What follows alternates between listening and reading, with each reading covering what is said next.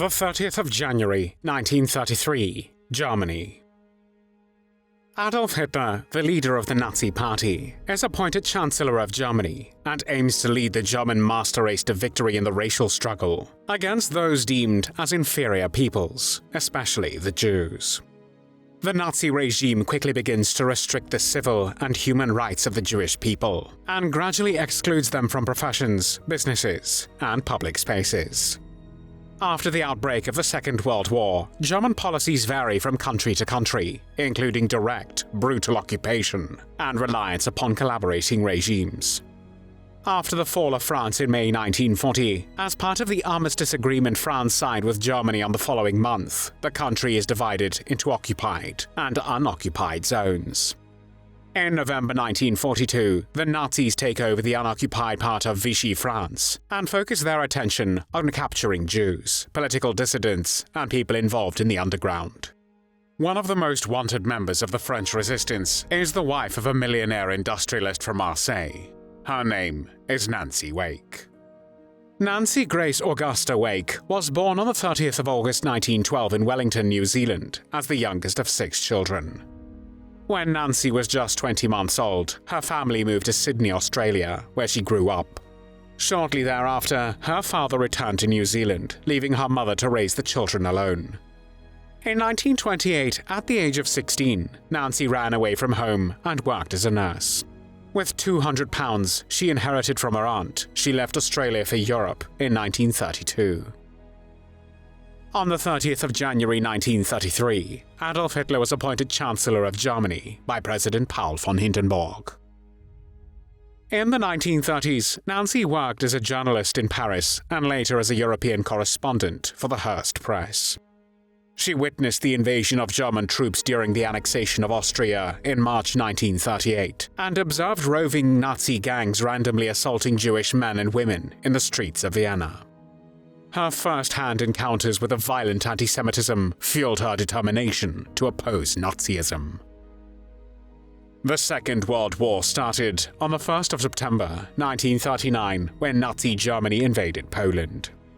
The campaign in Poland ended on the 6th of October of that year, with Germany and the Soviet Union dividing and annexing the entire country. In November of the same year, Nancy married Henri Fiocca, a wealthy French industrialist from one of Marseille's leading families, whom she had met 2 years prior. The German invasion of France, Belgium, Luxembourg and the Netherlands started on the 10th of May 1940 and became known as the Battle of France. These countries, along with France, were conquered within 6 weeks. At the time of the German occupation of northern France, Nancy lived in a luxurious apartment in Marseille.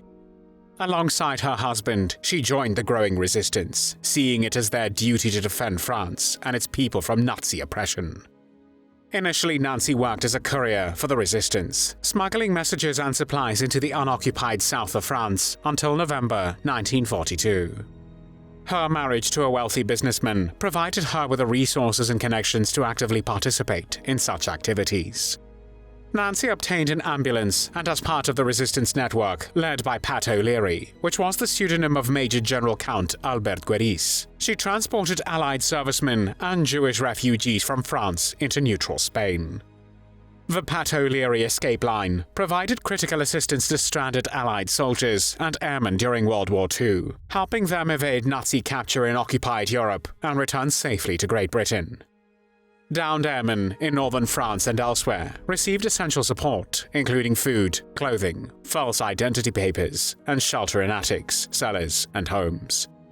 They were then escorted to Marseille, the hub of the line, from where a network of helpers guided them to neutral Spain.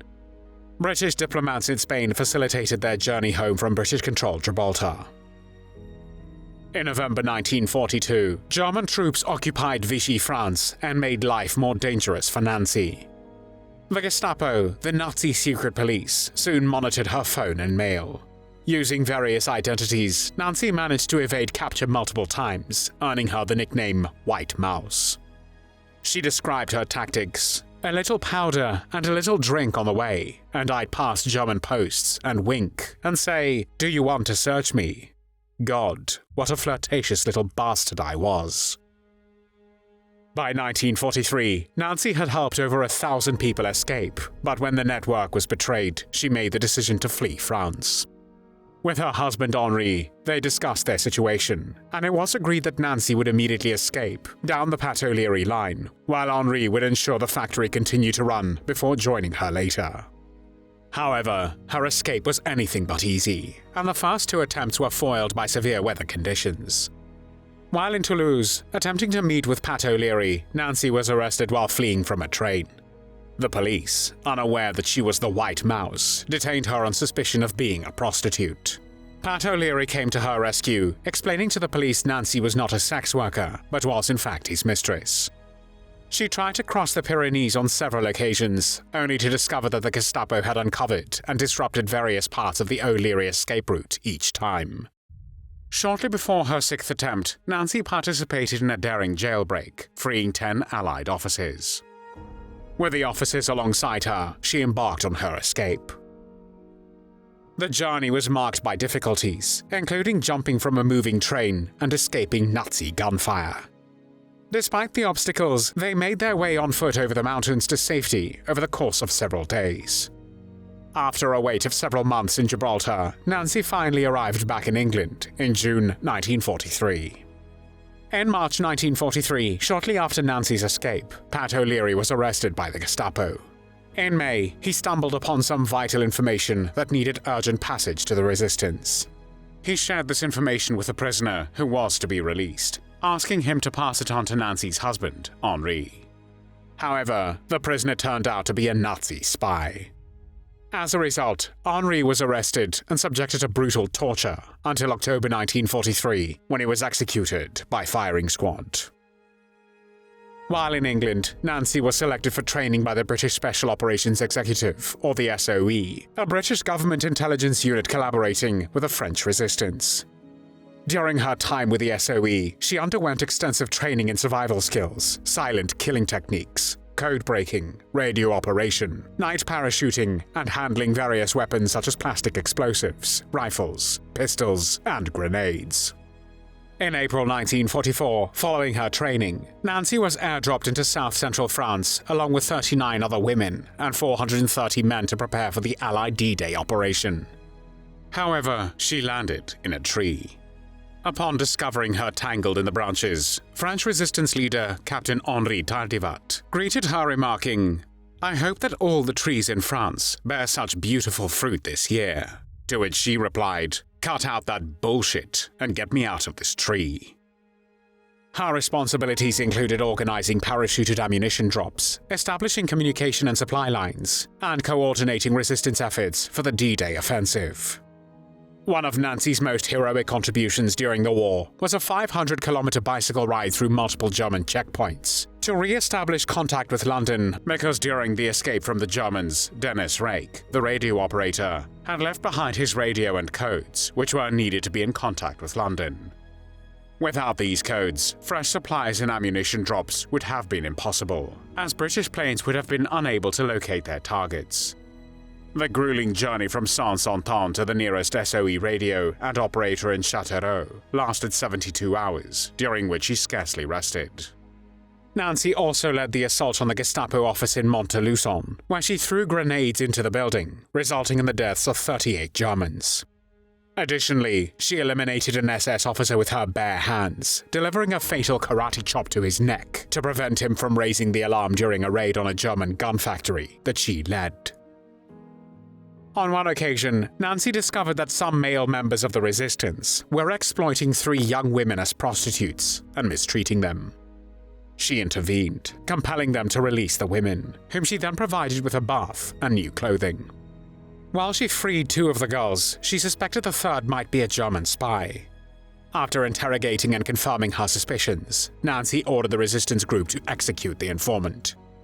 Though initially reluctant to carry out the act, they eventually relented when Nancy insisted on performing the execution herself. The spy girl spat and stripped naked in front of her before facing the firing squad.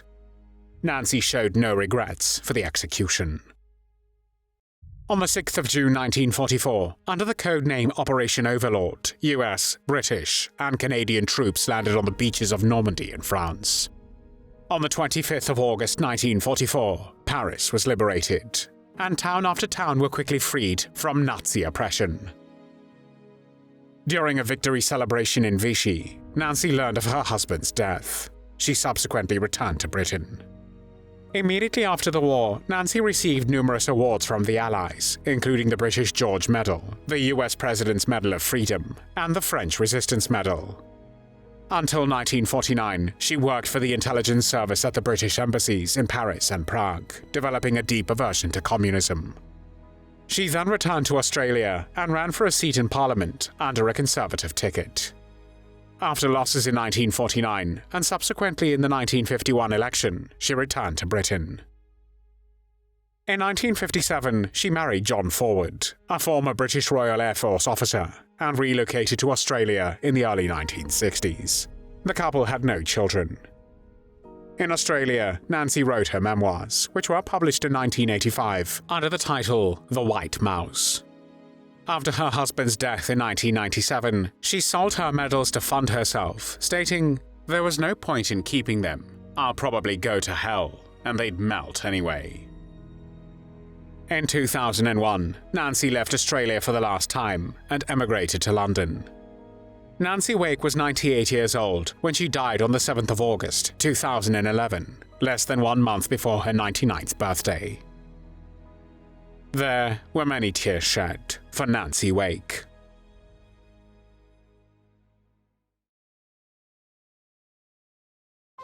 Thanks for watching the World History Channel. Be sure to like and subscribe, and click the bell notification icon so you don't miss our next episodes. We thank you, and we'll see you next time on the channel.